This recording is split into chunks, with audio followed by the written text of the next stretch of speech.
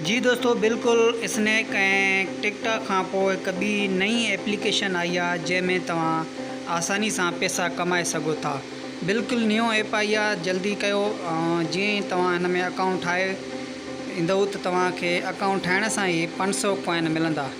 हिन में कमाई जेकी आहे त कॉइननि जे ज़रिए थींदी आहे। तव्हांखे हीअ स्नैक वांगुरु ई तव्हांखे हिन जो कुझु इंटरफेस नज़र ईंदो।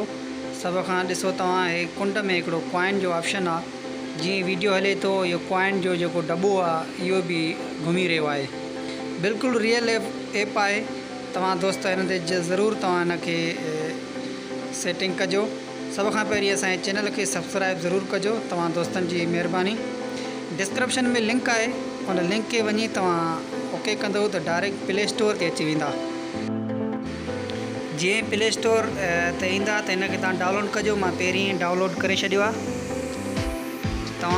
मां हिनखे ओपन कयां थो। ओपन करण सां ई कुझु तव्हांखे अकाउंट ठाहिण जो बिल्कुलु आसान आहे। सिर्फ़ु तव्हांखे जीमेल जी ID हणणी आहे। जीअं ई ओपन थिए थो त मां तव्हांखे तरीक़ो ॿुधायां थो। थोरो लोडिंग में वठंदो। बिल्कुलु हीअं ई कुझु नज़र ईंदो। हीउ नंढिड़ो दॿो ॾिसो था, बॉक्स आहे। तव्हां हिनखे हणंदव त डायरेक्ट जेको आहे 500 कॉइन जो ऑप्शन ईंदो। तव्हां हिनखे जीअं ई ओके कंदा त डायरेक्ट तव्हांखे अकाउंट जो ठाहिण लाइ चयो वेंदो। तव्हां हिन मां गूगल ते अकाउंट ठाहींदव। मां बि गूगल ते ओपन कयां थो।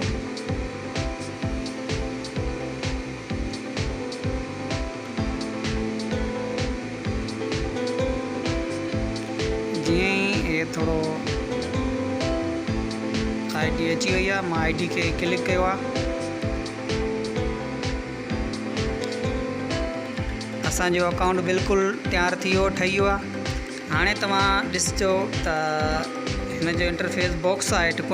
हेठे साइड खे उन बॉक्स खे मां आयो आहे। मथे ॾिसो, असांखे 500 कॉइन मिली आहिनि।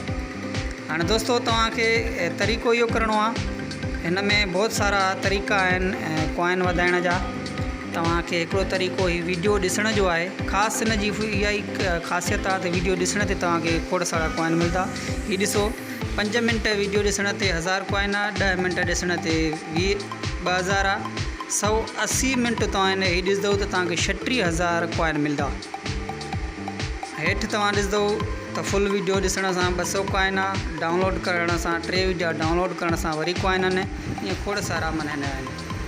इनवाइट करण सां बि मिलंदा आहिनि। तव्हां इनवाइट जो ऑप्शन कंहिंजो दोस्त कंहिंजो बि अगरि तव्हां कोड न आयो आहे त हिते कोड लाज़मी हणो। तव्हां असांजो हणी सघो था। कुंड में ही कोड आहे।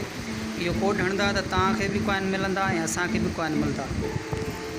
कोड हणणु लाज़मी हूंदो आहे कंहिं न कंहिं इनवाइट जो, जीअं तव्हांखे इनवाइट कयो आहे।